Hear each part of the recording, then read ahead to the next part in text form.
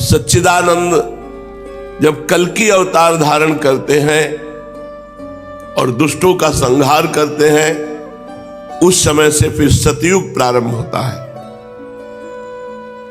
जब सब डाकुओं का संहार हो चुकेगा, तब नगर की और देश की सारी प्रजा का हृदय पवित्रता से भर जाएगा, क्योंकि भगवान कल्कि के शरीर में लगे हुए अंगराग स्पर्श पाकर अत्यंत पवित्र हुई वायु उनका स्पर्श करेगी।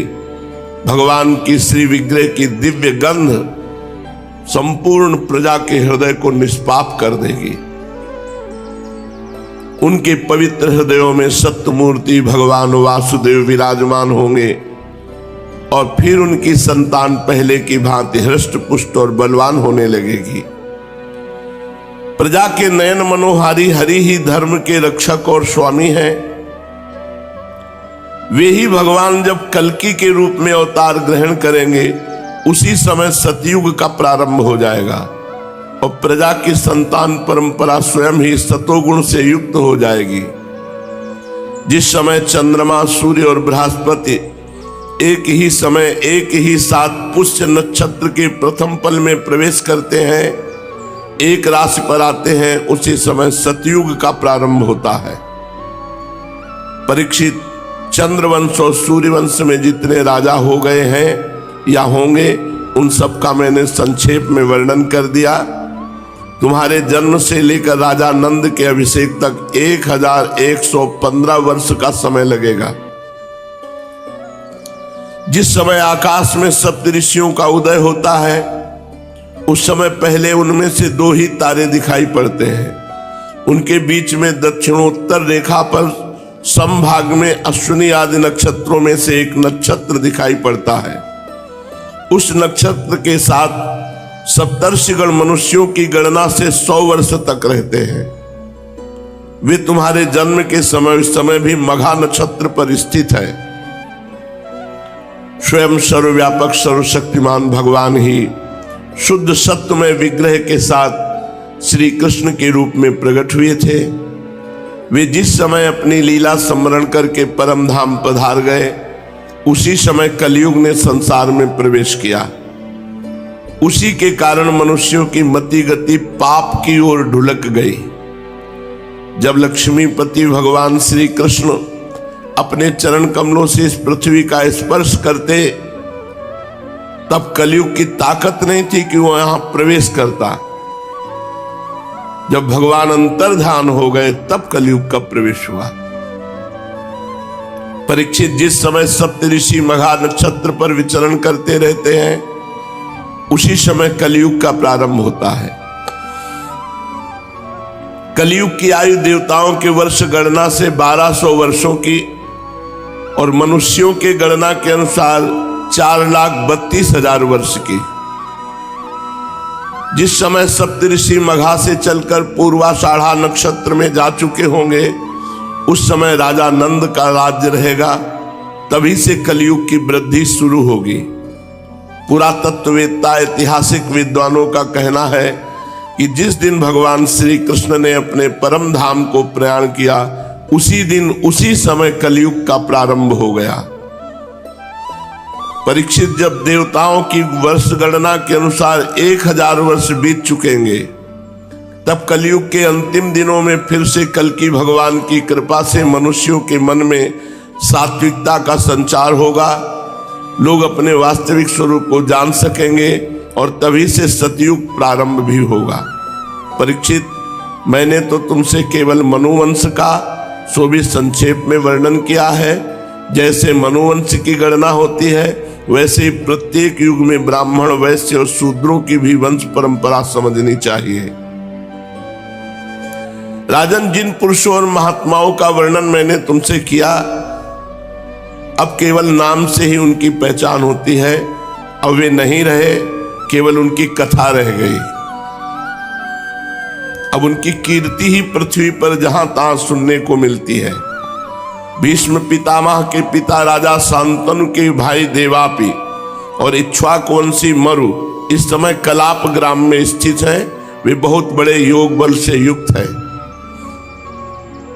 कलयुग के अंत में कल्कि भगवान की आज्ञा से फिर यहाँ आएंगे और पहले की भांति वर्णाश्रम धर्म का विस्तार करेंगे। सतयुग, त्रेता, द्वापर और कलयुग, ये ही 4 युग हैं। ये पूर्वोक्त क्रम के अनुसार अपने अपने समय में पृथ्वी के प्राणियों पर अपना प्रभाव दिखाते रहते हैं। परीक्षित, मैंने तुमसे जिन राजाओं का वर्णन किया है वे सब और उनके अतिरिक्त दूसरे राजा भी इस पृथ्वी को मेरी मेरी करते रहे, परंतु अंत में मरकर धूल में मिल गए। इस शरीर को भले ही कोई राजा कह ले, परंतु अंत में एक कीड़ा, विष्ठा अथवा राख के रूप में ही परिणित होगा, राख ही होकर रहेगा।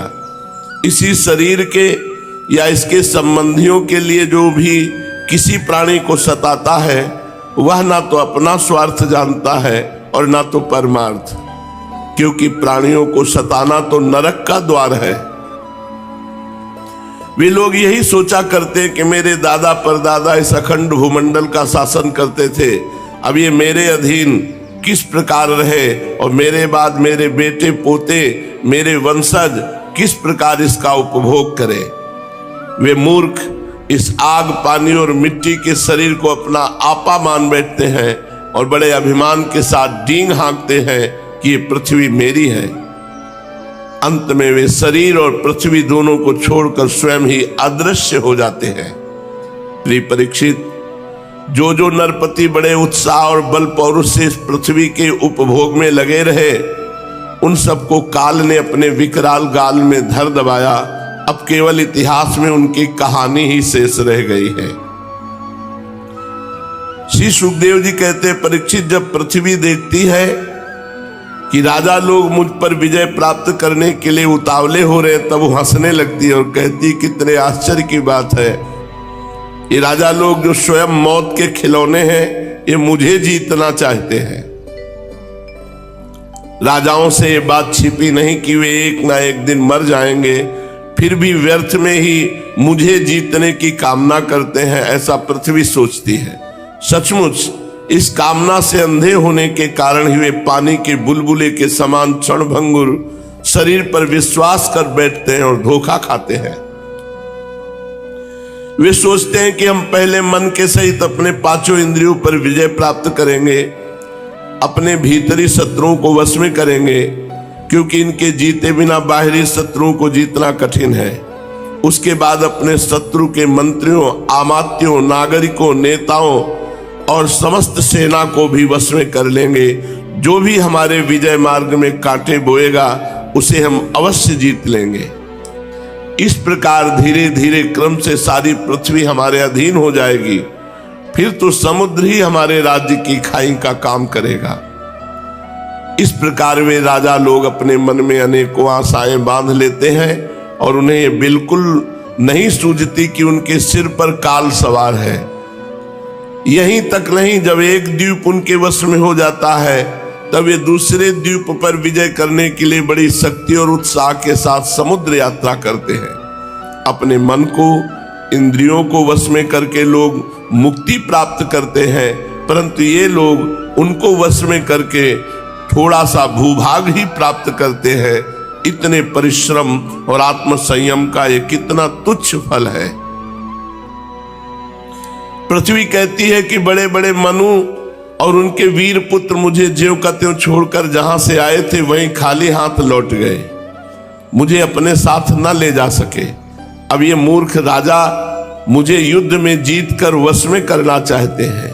जिनके चित्त में बात दृढ़मूल हो गई कि पृथ्वी मेरी है, उन दुष्टों के राज्य में मेरे लिए पिता पुत्र और भाई भाई भी आपस में लड़ बैठते हैं।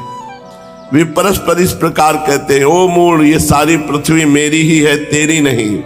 इस प्रकार राजा लोग एक दूसरे को कहते सुनते हैं, एक दूसरे से स्पर्धा करते हैं, मेरे लिए एक दूसरे को मारते हैं और स्वयं मर मिटते हैं।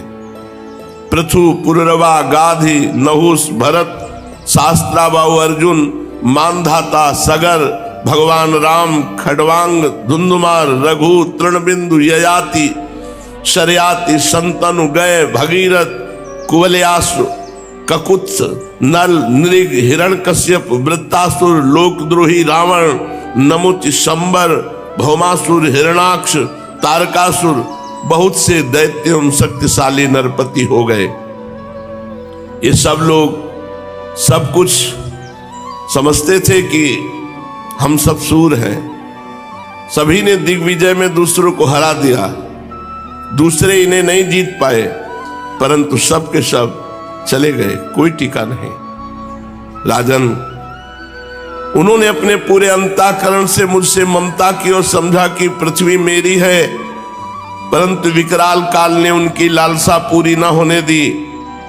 अब उनके बल, पौरुष और शरीर आदि का कुछ पता ही नहीं, केवल उनकी कहानी शेष मात्र है।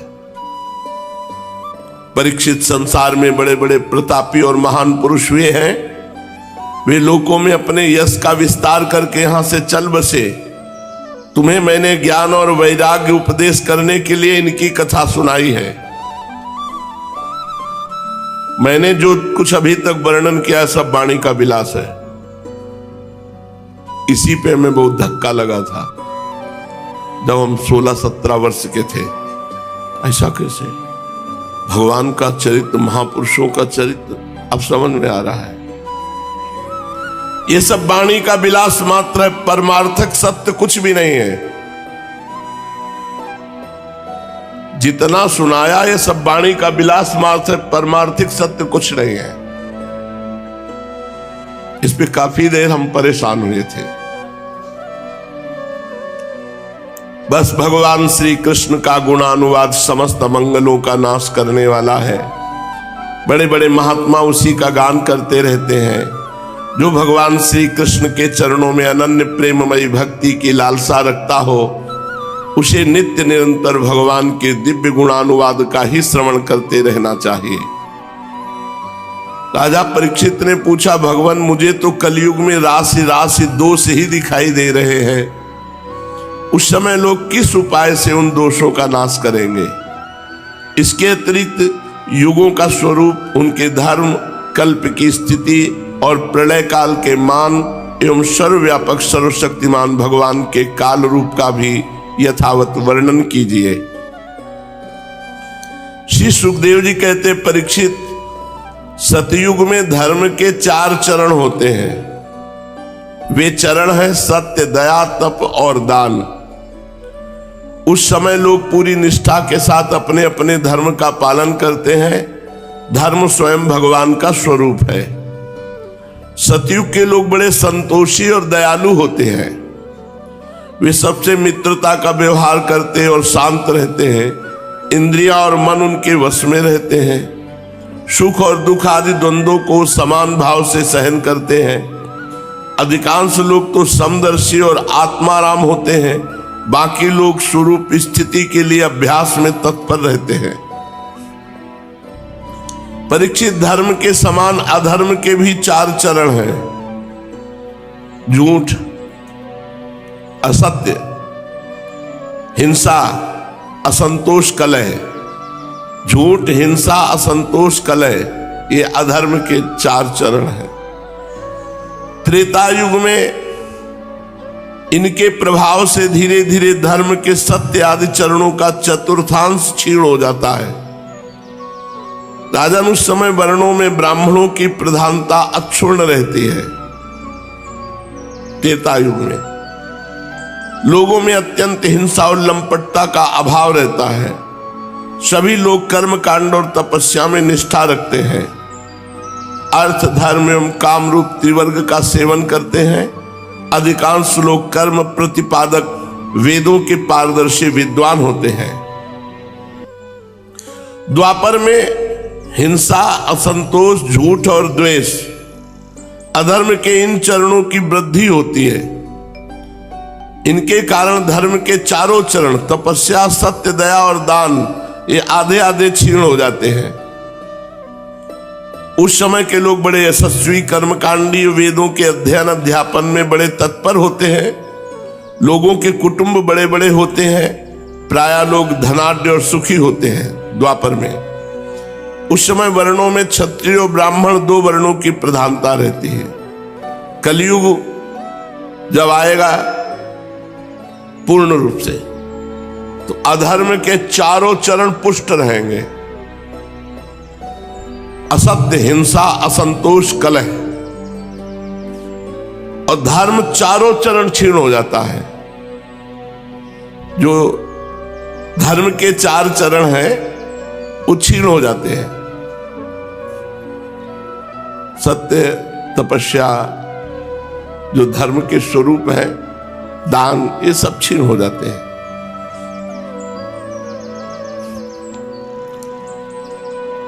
क्योंकि भगवत विमुखता छा जाती है। जिसको देखो केवल धन कमाना, भोग भोगना, भगवत विमुखता इतनी बढ़ जाती है कि सत्य, दया, तपस्या और दान, ये चारों के चारों अंतर ध्यान हो जाते हैं। कलयुग में अधर्म चारों चरणों से बढ़ जाता है। पूरा का पूरा अधर्म प्रवृत्ति। धर्म का आश्रय कोई बिरला लेगा कि धर्म कहता है ऐसे चलो ऐसे, को केवल पेट भरो, भोग भोगो, रुपया कमाओ। कलयुग में सभी लोग लोभी, अधिकांश लोग लोभी, दुराचारी, कठोर हृदय वाले होंगे। झूठ बोलना कोई अपराध नहीं माना जाएगा कलयुग में। देखो सब झूठ बोल रहे हैं। झूठ बोलना बहुत बड़ा नहीं, असत्य संपातक पुंजा, ये असत्य पहला चरण अधर्म का है। पर अब झूठ बोलने बड़ी बढ़िया सजा के झूठ बोला जाता है। झूठ मूठ एक दूसरे से वैर मोल ले लेते हैं, लालसा तृष्णा की तरंगों में बहते रहते हैं। सभी प्राणियों में 3 गुण होते हैं, सतोगुण, रजोगुण, तमोगुण। काल की प्रेरणा से समय समय पर शरीर, प्राण और मन में उनका ह्रास और विकास भी हुआ करता है। जिस समय मन, बुद्धि और इंद्रियां सत्वगुण में स्थित होकर अपना अपना काम करने लगती हैं, उस समय सतयुग समझना चाहिए। सत्वगुण की प्रधानता के समय मनुष्य ज्ञान और तपस्या से अधिक प्रेम करने लगता है। जिस समय मनुष्यों की प्रवृत्ति और रुचि धर्म, अर्थ और लौकिक पारलौकिक सुख भोगों की ओर होती है तथा शरीर, मन एवं इंद्रियां रजोगुण में स्थित होकर काम करने लगती हैं, बुद्धिमान परीक्षित समझना चाहिए कि उस समय त्रेता युग अपना काम कर रहा है।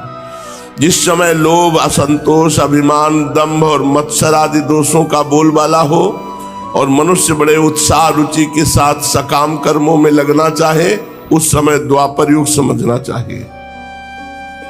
अवश्य रजोगुण और तमोगुण की मिश्रित प्रधान स्थिति का नाम द्वापर है। और जिस समय झूठ पे झूठ, कपट पे कपट, तंद्रा, निद्रा, हिंसा, विषाद, शोक, मोह, भय, दीनता की प्रधानता, उस समय तमोगुण प्रधान कलयुग समझना चाहिए। जब कलयुग का राज्य होता है तब लोगों की दृष्टि नीच हो जाती है, भ्रष्ट हो जाती है, क्षुद्र हो जाती है। अधिकांश लोग अत्यंत निर्धन, सबकी भूख बढ़ जाती है, भोगों की, खान पान की। भाग्य बहुत मंद होता है, चित्त में कामनाएं होती हैं बड़ी बड़ी। सारे देश में, गांव गांव में लुटेरों की प्रधानता और प्रचुरता हो जाएगी। कोई सच्चे मार्ग का पथिक साधु नहीं रहेगा, पाखंड मार्ग, जो मन भाया। पाखंडी लोग अपने नए नए मत चलाएंगे, मनमाने ढंग से शास्त्रों वेदों का तात्पर्य निकालने लगते हैं और उन्होंने शास्त्रों को कलंकित कर दिया। दंभी पाखंडियों का बोलबाला होगा कलयुग में।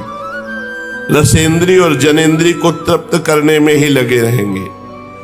कोई ब्रह्मचारी नहीं रहेगा, सब अपवित्र आचरण वाले। गृहस्थ दूसरों को भिक्षा देने के बदले स्वयं भीख मांगने लगेंगे। वानप्रस्थी गांवों में बसने लगेंगे। सन्यासी धनी होंगे, धन के लोभी होंगे। अर्थ पिशाच हो जाएंगे। स्त्रियों का आकार तो छोटा होने लगेगा पर उनकी भूख बढ़ने लगेगी। संतानें बहुत अधिक होंगी और कुल मर्यादा, पवित्रता का, लाज हया का नाश करके वो अपवित्र आचरण करेंगी। मुंह से कड़वी बात बोलेंगी, चोरी करने में प्रवीण होंगी, कपट करने में बड़ी निपुण होंगी। उनका साहस होगा बहुत बड़ा। व्यापारियों के हृदय अत्यंत क्षुद्र हो जाएंगे, कौड़ी कौड़ी से लिपटे रहते छदाम छदाम के लिए धोखाधड़ी करने लगेंगे। और तो क्या, आपत्ति काल न होने पर भी, धनी होने पर भी निम्न श्रेणी का व्यापार करेंगे। जिनकी संत पुरुष निंदा करते हैं, ऐसे उपायों से वो धन कमाएंगे। ठीक समझने और अपनाने में बुद्धि काम नहीं करेगी। कलयुग में स्वामी चाहे जितना सर्वश्रेष्ठ हो, जब सेवक लोग देखते हैं कि इसके पास धन दौलत नहीं रही तो उसे छोड़कर भाग जाते हैं। सेवक चाहे कितना ही पुराना क्यों न हो, परंतु जब वो उस पर विपत्ति पड़ेगी तो स्वामी उसे छोड़ देंगे। कलयुग का प्रभाव। और तो क्या, प्रिय परीक्षित, कलयुग के मनुष्य बड़े ही लंपट हो जाएंगे। वे अपनी काम वासना को तृप्त करने के लिए ही किसी से प्यार का नाटक करेंगे। देखो, पहले से शास्त्रों में सब लिखा है। वे विषय वासना के वशीभूत होकर इतने दीन हो जाएंगे कि अपनी वासना पूर्ति के लिए माता पिता, भाई बंधु और मित्रों को भी नहीं छोड़ेंगे। अर्थात छल कपट, न माता का सम्मान, न पिता का, न भाई, न बंधु का, इनकी आज्ञा का पालन नहीं। नारी मुई घर संपत्ति नासी, मूड मुड़ाए भय सन्यासी। कोई देर थोड़ी लगता है। तो कलयुग में ऐसे नीच पुरुष तपस्वी का वेश धारण करेंगे और दान लेकर मनमानी भोजन, मनमानी पेय पदार्थ, और रत्ती भर भी धर्म का ज्ञान नहीं। धर्म का रत्ती भर भी ज्ञान नहीं। वो ऊंचे सिंहासन पर बैठकर प्रवचन करेंगे धर्म का, जिनको धर्म का रत्ती भर ज्ञान नहीं। सच्ची बात। प्रिय परीक्षित, आगे चलकर कलयुग में सूखा पड़ेगा, भूख से आतुर होकर लोग मरेंगे। अभी समय आएगा। दुर्भिक्ष और दूसरे शासक लोग इतने कर्कश हो जाएंगे कि कर पे कर, अस्थि मात्र हो रहे शरीर, केवल शरीर में हड्डी हड्डी दिखाई देगी, भोजन ही नहीं मिलेगा। प्राण रक्षा के लिए रोटी का टुकड़ा मिलना कठिन हो जाएगा आगे चल के। अभी भजन कर लो। शरीर ढकने के लिए वस्त्र नहीं, पेट की ज्वाला शांत करने के लिए रोटी का टुकड़ा नहीं, पीने के लिए पानी नहीं, सोने के लिए जमीन नहीं। यह आएगी स्थिति आगे। दाम्पत्य जीवन, स्नान और आभूषण पहनने तक की सुविधा नहीं रहेगी। लोगों की आकृति प्रकृति पिशाचों जैसी हो जाएगी। कलयुग में अधिक धन की तो बात क्या, चंद रुपयों के लिए भाई भाई में विरोध हो जाएगा, मारपीट हो जाएगी, जान से मार डालेंगे। बहुत दिनों का सद्भाव मित्रता को तिलांजलि दे देंगे। इतना ही नहीं, दमड़ी दमड़ी के लिए अपने संबंधियों की हत्या कर डालेंगे। परीक्षित, कलयुग के क्षुद्र प्राणी केवल काम वासना की पूर्ति और पेट भरने की धुन में ही लगे रहेंगे। पुत्र अपने बूढ़े माँ बाप की रक्षा पालन पोषण नहीं करेंगे, उन्हें उपेक्षा करके घर से निकाल देंगे। ये आगे शुरू हो चुका है, आगे विशाल रूप में आएगा। कौन बूढ़े बालों की सेवा करे, निकाल दिया घर से। पिता अपने निपुण से निपुण सब कामों में योग्य पुत्रों की परवाह न करेंगे। परीक्षित, श्री भगवान ही चराचर जगत के परम पिता और परम गुरु हैं। इंद्र ब्रह्मा आदि लोकाधिपति उनके चरण कमलों में अपना सिर झुकाकर सर्वस्व समर्पण करते रहते हैं। उनका ऐश्वर्य अनंत है और वे एक रस अपने स्वरूप में स्थित हैं। परंतु कलयुग में लोगों में इतनी मूढ़ता फैल जाएगी, पाखंडियों के कारण लोगों का चित्त इतना भटक जाता है कि लोग अपने कर्म और भावनाओं के द्वारा भगवान की पूजा से भी विमुख हो जाएंगे। मनुष्य मरने के समय आतुरता की स्थिति में, गिरते या फिसलते समय विवश होकर यदि भगवान के किसी एक नाम का उच्चारण कर ले तो उसके सारे कर्म बंधन छिन्न भिन्न हो जाते हैं और उसे उत्तम से उत्तम गति प्राप्त होती है। यन्नाम ध्येयं म्रियमाणयातुरः पतन स्खलन वा विवशो गृणन पुमान विमुक्त कर्मार्गल उत्तमाम गतिं प्राप्नोति अच्छन्ति न तम कलौ जनाः। पर हाय रे कलयुग भगवान का नाम नहीं लेने देगा। कलयुग से प्रभावित होकर लोग भगवान की आराधना से विमुख हो जाएंगे। परीक्षित, कलयुग के अनेकों दोष हैं। कुल वस्तुएं दूषित हो जाती हैं, स्थानों में भी दोष की प्रधानता हो जाती है। सब दोषों का मूल स्रोत तो अंतःकरण ही है, परंतु जब पुरुषोत्तम भगवान हृदय में आ विराजते हैं तब उनकी सन्निधि मात्र से ही सब के सब दोष नष्ट हो जाते हैं। भगवान के रूप गुण लीला धाम और नाम के श्रवण संकीर्तन ध्यान पूजन और आदर से वे मनुष्यों के हृदय में आकर विराजमान हो जाते हैं और एक दो जन्म के पापों की तो बात ही क्या, हजारों जन्मों के पाप के ढेर भी वे क्षण भर में भस्म कर देते हैं। भगवान हृदय में कैसे आते हैं?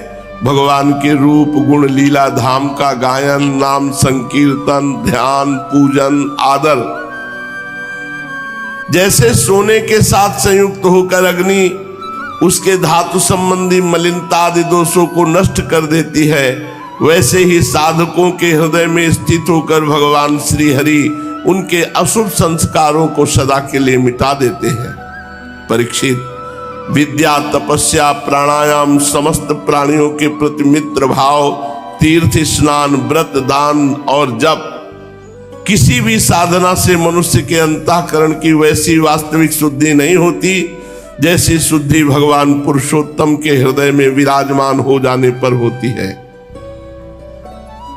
सावधान, अब तुम्हारी मृत्यु का समय आ रहा है। श्री सुखदेव जी महाराज, सावधान परीक्षित, 7वां दिन है, तक्षक सर्प काटेगा और तुम्हारी मृत्यु होगी। परीक्षित, अब तुम्हारी मृत्यु का समय निकट आ गया है, सावधान हो जाओ। सबको सावधान हो जाना चाहिए। मृत्यु कब आएगी पता नहीं, पर आएगी और आएगी तो ले जाएगी। पूरी शक्ति से देखो, सावधानी क्या है? पूरी शक्ति लगाकर अंतःकरण की सारी वृत्तियों से भगवान श्री कृष्ण को अपने हृदय सिंहासन पर बैठा लो। ऐसा करने से अवश्य तुम्हें परम गति की प्राप्ति होगी। जो लोग मृत्यु के निकट पहुंच रहे हैं उन्हें सब प्रकार से परमेश्वरशाली भगवान का ही ध्यान करना चाहिए। प्यारे परीक्षित, सबके परमाश्रय और सर्वात्मा भगवान अपना ध्यान करने वालों को अपने स्वरूप में लीन कर लेते हैं, उसे अपना स्वरूप बना लेते हैं। परीक्षित, यूं तो कलयुग दोषों का खजाना है, परंतु इसमें एक बहुत बड़ा गुण है। वो गुण यही है कि कलयुग में केवल भगवान श्री कृष्ण का संकीर्तन करने मात्र से ही सारी आसक्तियां छूट जाती हैं और परमात्मा की प्राप्ति हो जाती है।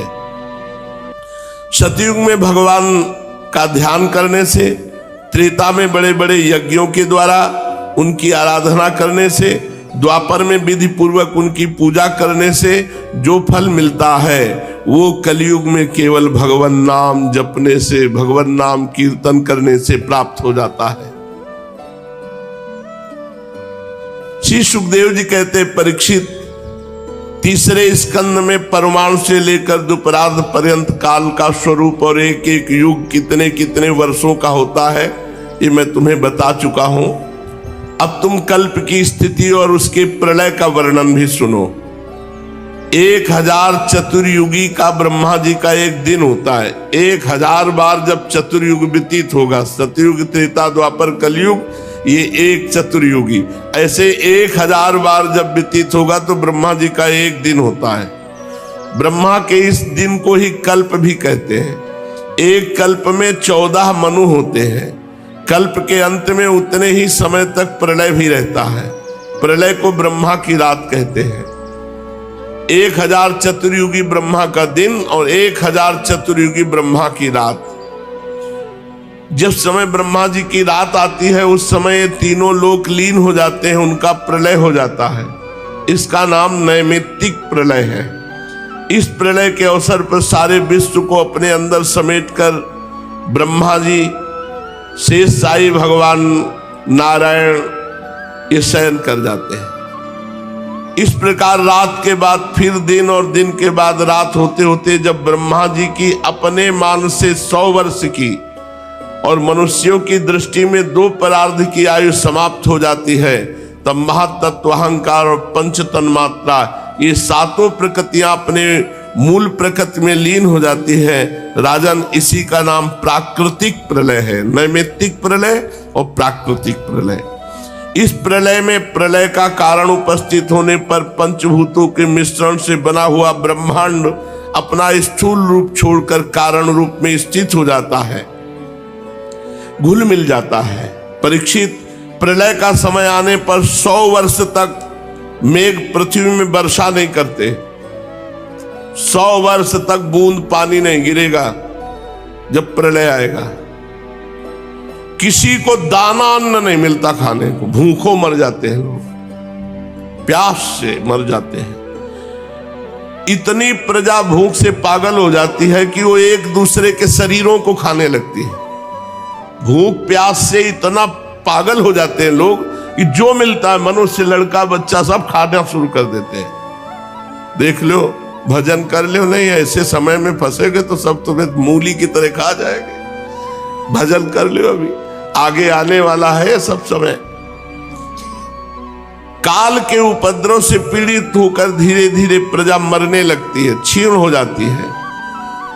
फिर प्रलयकालीन सांवर्तक सूर्य अपनी प्रचंड किरणों से समुद्र और प्राणियों के शरीर और पृथ्वी का सारा रस खींच लेते हैं, एक बूंद पानी नहीं कहीं। फिर वर्षा नहीं होती। 100 वर्ष तक केवल प्रचंड अग्नि बरसाने वाले सूर्य का ताप, कहीं एक अन्न नहीं, एक चुल्लू पानी नहीं। फिर उस 100 वर्ष के बाद संकर्षण भगवान के मुख से शेष जी से अग्नि प्रकट होती है, सांवर्तक अग्नि। वायु के वेग से वो नीचे तल, अतल आदि 7 लोकों को भस्म करती हुई, वहां के प्राणी तो पहले ही मर चुके होते हैं, नीचे से आग की करारी लपटें, ऊपर सूर्य की प्रचंड की गर्मी, ऊपर नीचे चारों ओर ब्रह्मांड जलने लगता है। ऐसा जान पड़ता है मानो गोबर का उपला जलकर अंगारे के रूप में दहक रहा हो। इसके बाद प्रलयकालीन अत्यंत प्रचंड सामर्थक वायु सैकड़ों वर्षों तक चलती रहती है। 100 वर्ष तक सूखा, फिर 100 वर्ष तक वायु, फिर 100 वर्ष तक अग्नि की वर्षा, कुछ नहीं बचेगा। आकाश धुएं और धूल से भर जाता है। इसके बाद असंख्यों रंग बिरंगे बादल आकाश में मंडराने लगते हैं और सांवर्तक मेघ आकर गरज गरज कर 100 वर्ष तक वर्षा करते हैं। 100 वर्ष तक पूरा ब्रह्मांड पानी ही पानी। 100 वर्ष तक सूखा, 100 वर्ष तक आग वर्षा, 100 वर्ष तक वायु, फिर 100 वर्ष तक पानी की वर्षा। ऐसा पूरा जल ही जल हो जाता है, सब कुछ जल में। इस प्रकार जब जल प्रलय होता है तब जल पृथ्वी के विशेष गुण गंध को ग्रस लेती है, अपने में लीन कर लेती है। गंध गुण के जल में लीन हो जाने से पृथ्वी का नाश हो जाता है, वो जल में बन जाती, कहीं पृथ्वी नहीं रहती, वो जल में घुल मिलकर जल रूप बन जाती है। राजन, इसके बाद जल के गुण रस को तेजस तत्व ग्रस लेता है, तब जल नीरस होकर अग्नि स्वरूप हो जाता है। तदनंतर वायु तेज के गुण रूप को ग्रस लेता है, तो तेज रूप रहित होकर वायु रूप हो जाता है। अब आकाश वायु के गुण स्पर्श को अपने में मिला लेता है, तो वायु खत्म होकर आकाश हो जाती है, शांत आकाश। इसके बाद तामस अहंकार आकाश के गुण शब्द को ग्रस लेता है, आकाश शब्दहीन होकर तामस अहंकार में लीन हो जाता है। इसी प्रकार तेजस अहंकार इंद्रियों को, वैकारिक अहंकार इंद्रियाधिष्ठात्र देवता और इंद्रिय वृत्तियों को अपने में लीन कर लेता है। तत्पश्चात महत्त्व अहंकार को और सत्वादि गुण महत्त्व को ग्रस लेते हैं। परीक्षित, सब नष्ट हो जाता है, ये काल की महिमा है। उसी की प्रेरणा से अव्यक्त प्रकृति गुणों को ग्रस लेती, तब केवल मूल प्रकृति बचती है। त्रिगुणात्मिका प्रकृति सत्वगुण रजोगुण तमोगुण ये मूल प्रकृति में लीन हो जाते हैं। वही चराचर जगत का मूल कारण है। वह अव्यक्त अनादि अनंत नित्य विनाशी है। जब वो अपने कार्यों को लीन करके प्रलय के समय साम्य अवस्था को प्राप्त हो जाती है, तब काल के अवयव वर्ष मास दिन रात क्षण आदि के कारण उसमें परिणाम क्षय वृद्धि आदि किसी प्रकार के विकार नहीं होते। उस समय प्रकृति में स्थूल अथवा सूक्ष्म रूप से वाणी मन सतोगुण रजोगुण तमोगुण महत्त्व आदि विकार प्राण बुद्धि इंद्री उनके देवता कुछ नहीं रहते, सब नष्ट हो जाता है। सृष्टि के समय रहने वाले लोगों की कल्पना और उनकी स्थिति भी नहीं रहती। स्वप्न जागृत सुषुप्त तीन अवस्थाएं नहीं रहती। आकाश जल पृथ्वी वायु अग्नि सूर्य भी नहीं रहते, सब कुछ शून्य। उस अवस्था का तर्क के द्वारा अनुमान करना भी असंभव है। उस अव्यक्त को ही जगत की मूलभूत तत्व कहते हैं। इसी अवस्था का नाम प्राकृत प्रलय है। उस समय पुरुष और प्रकृति दोनों की शक्तियां काल के प्रभाव से क्षीण हो जाती हैं और विवश होकर अपने मूल स्वरूप में लीन हो जाती हैं। अब महाप्रलय मोक्ष को कहते हैं। ये आत्यंतिक प्रलय है। बुद्धि इंद्रिय और उनके विषयों के रूप में उनका अधिष्ठान ज्ञान स्वरूप वस्तु ही भाषित हो रही है। उन सबको तो आदि भी है और अंत भी है, इसलिए वे सब सत्य नहीं है। वे दृश्य हैं और अपने अधिष्ठान से भिन्न उनकी सत्ता भी नहीं है, इसलिए वे सर्वथा मिथ्या माया मात्र है। जैसे दीपक नेत्र और रूप तीनों तेजस से भिन्न नहीं है, वैसे बुद्धि इंद्रिय और उनके विषय तन्मात्राएं भी अपने अधिष्ठान स्वरूप ब्रह्म से भिन्न नहीं है, यद्यपि इनसे सर्वथा भिन्न है। जैसे रज्जु रूप अधिष्ठान में अध्यस्त सर्प अपने अधिष्ठान से पृथक नहीं है, परंतु अध्यस्त सर्प से अधिष्ठान का कोई संबंध नहीं है। ये मोक्ष है। ये प्राप्त हो जाए तो इस प्रलय में जाने नहीं पड़ेगा, पर है कठिन मोक्ष प्राप्त करना। इसलिए नाम जप करो, भगवान की कृपा से सुलभ हो जाएगा। परीक्षित, जागृत स्वप्न और सुषुप्ति तीनों अवस्थाएं बुद्धि की ही है, अतः इनके कारण अंतरात्मा में जो विश्व तेजस और प्राज्ञ रूप नानात्व की प्रतीत होती है, वो केवल माया मात्र है। बुद्धिगत नानात्व का एकमात्र सत्य आत्मा से कोई संबंध नहीं है। ये विश्व उत्पत्ति और प्रलय से ग्रस्त है, इसलिए अनेक अवयवों का समूह अवयवी है। अतः ये कभी ब्रह्म में होता है और कभी नहीं होता। ठीक वैसे ही जैसे आकाश में मेघमाला कभी होती है और कभी नहीं होती। परीक्षित, जगत के व्यवहार में जितने भी अवयवी पदार्थ होते हैं, उनके ना होने पर भी उनके भिन्न भिन्न अवयव सत्य माने जाते हैं, क्योंकि वे उनके कारण हैं। जैसे वस्त्र रूप अवयवी के ना होने पर भी उसके कारण रूप सूत का अस्तित्व माना ही जाता है, उसी प्रकार कार्य रूप जगत के अभाव में भी इस जगत के कारण रूप अवयव की स्थिति हो सकती है। परंतु ब्रह्म में ये कार्य कारण भाव भी वास्तविक नहीं है, क्योंकि देखो, कारण तो सामान्य वस्तु और कार्य विशेष वस्तु, इस प्रकार जो भेद दिखाई देता वो केवल भ्रम ही है। इसका हेतु ये है कि सामान्य और विशेष भाव आपेक्षिक है, अन्योन्याश्रित है। विशेष के बिना सामान्य नहीं और सामान्य के बिना विशेष की स्थिति नहीं हो सकती। कार्य और कारण भाव आदि और अंत दोनों ही मिलते हैं, इसलिए वो भी स्वाप्निक भेदभाव के समान सर्वथा अवस्तु है। इसमें संदेह नहीं कि ये प्रपंच रूप विकार स्वाप्निक विकार के समान ही प्रतीत हो रहा है, तो भी ये अपने अधिष्ठान ब्रह्म स्वरूप आत्मा से भिन्न नहीं है। कोई चाहे भी तो आत्मा से भिन्न रूप में अणुमात्र भी इसका निरूपण नहीं कर सकता। यदि आत्मा से पृथक इसकी सत्ता मानी भी जाए तो ये भी चिद रूप आत्मा के समान स्वयं प्रकाश होगा और ऐसी स्थिति में वो आत्मा की भांति ही एक रूप सिद्ध होगा। ये शुद्ध ज्ञान है। परंतु इतना तो सर्वथा निश्चित है कि परमार्थ सत्य वस्तु में नानात्व नहीं है।